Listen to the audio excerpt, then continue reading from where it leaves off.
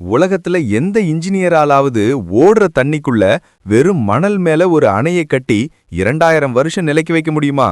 நம்ம கரிகால சோழன் அத அப்பவே செஞ்சு முடிச்சிருக்காரு.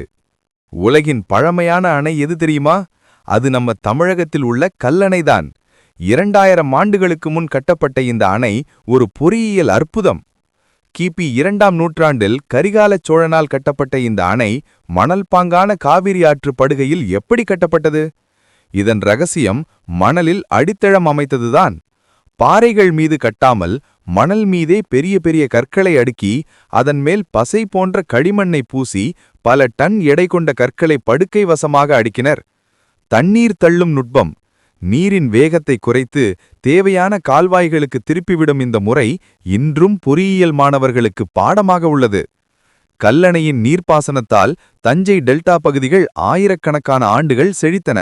உணவு உற்பத்தியில் தமிழகத்தை முதலிடத்தில் வைத்தது. இது வெறும் அணை மட்டுமல்ல, தமிழனின் அறிவார்ந்த பொறியியல் திறனுக்குச் சான்று. கரிகாலச் சோழனின் இந்த சாதனை பற்றி உங்கள் கருத்து என்ன? கீழே சொல்லுங்க.